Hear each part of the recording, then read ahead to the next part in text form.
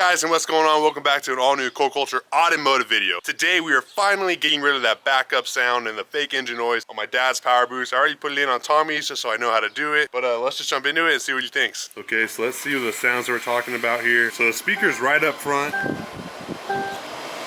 right up under there, very loud, very annoying. There's also a fake engine noise whine. So here's a nice little before, and let's see what it does after. All right, Dad, so what are a few reasons why a Powerboost owner might want this modification? Because it's kind of sounds like a cart backing up with a beeping noise.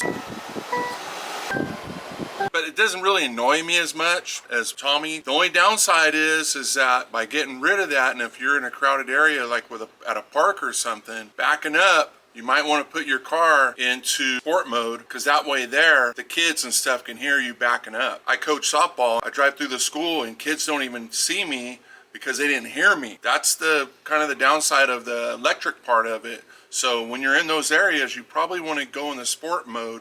That way there, people are aware that you're around. Like my dad said, if you do this mod, be very vigilant and be more careful when you go places, because by doing this mod, you are taking on that responsibility of being the owner of this big truck and making sure that you don't back into anybody. Some of Tommy's reasons as to why he wanted to get rid of it so bad was he felt like, you know, he has this big lifted truck with big old tires, and then people would kind of watch him like he was a sideshow every time he'd back up. Stop what they were doing, look at him and watch like, is that truck really making that noise? He felt like that was really annoying. Let us know why you would get rid of this sound or why you would keep this sound down below. Okay, so here's everything that comes in the bag. You're gonna have a zip tie to make it all nice and clean. This is the part itself, has a cap right here. You're gonna go ahead and pop that cap off, but don't throw it away because we're gonna use that later. And then that's it. That's just gonna be your little adapter. It comes in a nice little blue bag. Of course, ours came with two. Big shout out to Mega HOM Motorsports for helping us out and giving us a nice discount on these. I'll put a link to the description down below. That way, if you are interested in this, you can also go purchase them and help them out. Okay, so that right there is what you're going to be loosening up, because we're going to want to get our hand back to this. I'm using a 15mm ratchet right here to take that off. I'm the type of guy who just looks at what fits and then uses it. As soon as I get back there, I'm going to show you a special way to take that out and then help you out. Something I forgot to talk about, but you're going to have to pull this metal piece down out through that rubber grommet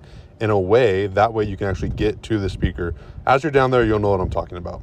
Okay, so once you get this plug out, a good tip here is at the top of it, you're gonna have to pinch down. There's a clip up on there. I don't know if you can see it, that little gray piece on top of the hole. You're gonna have to push that down and then pull this plug out. Fun fact, it's extremely difficult to do if you have these freaking gorilla hands like me. So if you're a guy with small hands, or if you got a female laying around that's willing to help, maybe enlist their help for this one. Okay, remember this cap from earlier? This is gonna come in handy because we're gonna plug it into the speaker to keep it from getting wet or dirty up in there, and keep it all good just in case we ever want that annoying sound back. So I'm gonna plug that in, and then we're gonna plug the wiring harness into this clip. All right, Dad, go ahead and test it. You reverse.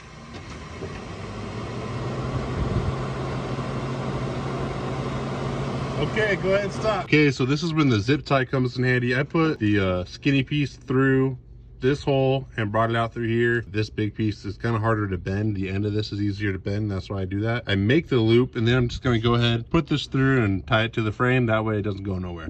All right, that's what it looks like, all zip tied up to the frame. I'm gonna go ahead and put this bolt back, call it a day. Alrighty guys, that is gonna be it for this install video. Very easy, very simple, very effective. It gets what you want gone very easily. I don't know, it took 5 minutes to do, especially if you have someone with smaller hands to get in there for you. And didn't cost much. And it doesn't cost much. It's an easy mod if you have a Powerboost to make you feel like you have a more normal vehicle and kind of take away that golf cart effect. The total of this product is about $57. That's out the door, yeah. We got it discounted to us. Thank you to the owner of Mega HOM for sending us this product for a discounted price. That way we were able to show you guys and get it in our trucks. Thank you guys so much for watching today's video. If you like what you see here, please, please, please make sure you subscribe, like, and comment. Send this to somebody who you know who has a Powerboost who definitely needs this mod. Thank you guys for watching, and we'll catch you next time. Peace.